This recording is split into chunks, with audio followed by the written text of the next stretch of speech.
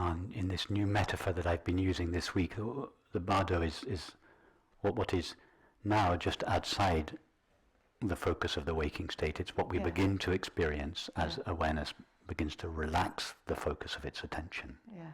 And these realms of experience that are outside the waking state come into our waking experience as dreams. And when we're sitting together here in these meetings peacefully, and unless there is a big feeling or resistance present, it's relatively easy simply to abide knowingly as the presence of awareness, and we let thoughts and feelings and perceptions just appear and flow through and disappear. So in your life, when you notice that thoughts become a little more agitated, feelings become a little more difficult, perceptions become a little more challenging, just become accustomed to remaining as the presence of awareness.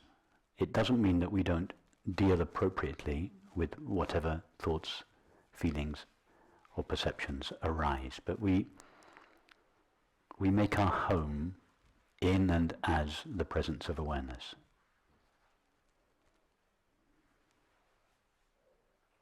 Someone once asked Atmananda Krishna Menon, how do I know when I'm established in my true nature? I know that. And he said, this is an example of when am I going to say something new?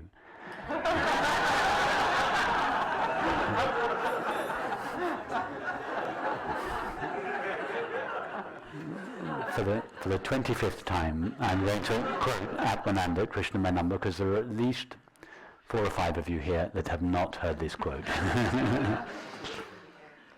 And if I never tire of hearing with it, I must have quoted it 25 times, I must have read it or heard it at least 50 times, and I still never tire of it.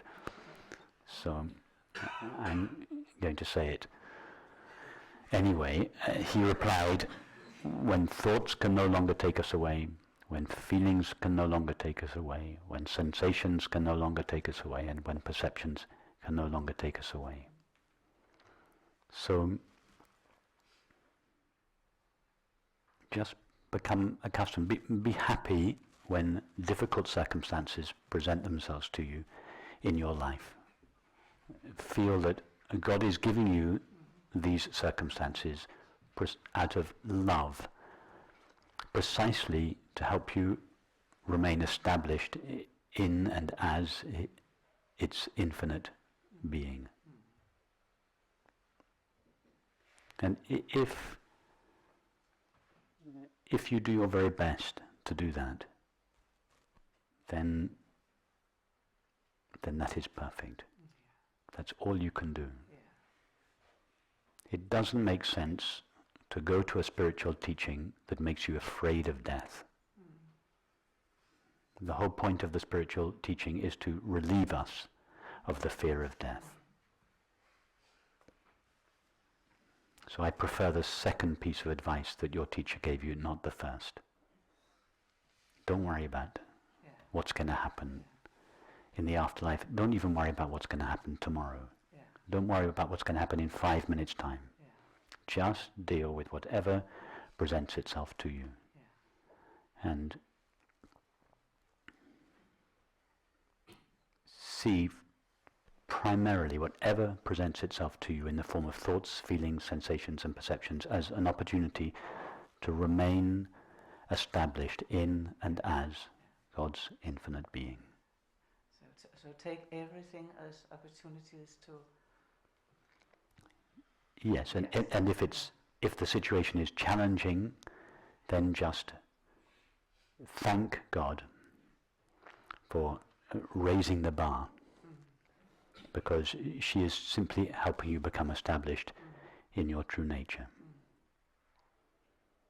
I'm going to say another quote, which I probably only quoted half a dozen times, so at least half of you won't have heard this.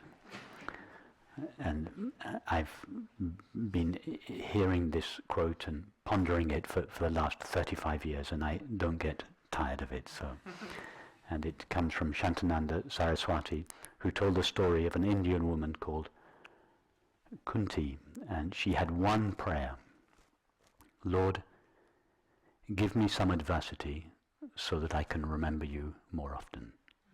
Give me some what? Adversity. Okay. Adversity. Some difficulty in life, so that I can remember you more often. Yeah. Now, having said that, I don't recommend praying for adversity. Life is difficult enough as it is, but I only quote that because of the attitude, the beautiful attitude, that when we find ourselves with adversity, of course we do everything we can to alleviate the situation at a relative level. But what we do primarily is to take this opportunity to just remain established in and as consciousness, the consciousness to which is never diminished or hurt or stained or destroyed or broken or harmed in any way by any appearance. That's all that's important, and that is the best possible preparation for death. And I could use it on my deathbed. Every moment. Every moment. Just exactly the same thing. Yeah. On your deathbed, whether your death is peaceful or whether it's distressing, just have the same attitude. Yeah. Once more. Would you tell me once more? You realize that what you essentially are is the open, empty, loving space of awareness in which all your experience appears and with which it is known.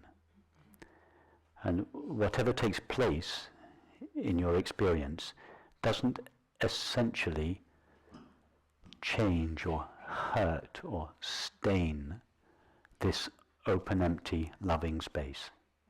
This open, empty, loving space is God's presence. It is what we essentially are. The most important thing in life is to know that and to be that. And to live it. And to live that to the best of our abilities in the way we think, feel, act, perceive and relate. And when there are difficult circumstances, although outwardly we do our best to alleviate them, inwardly we take them as an opportunity simply to become more deeply established in and as ever-present consciousness, God's infinite being.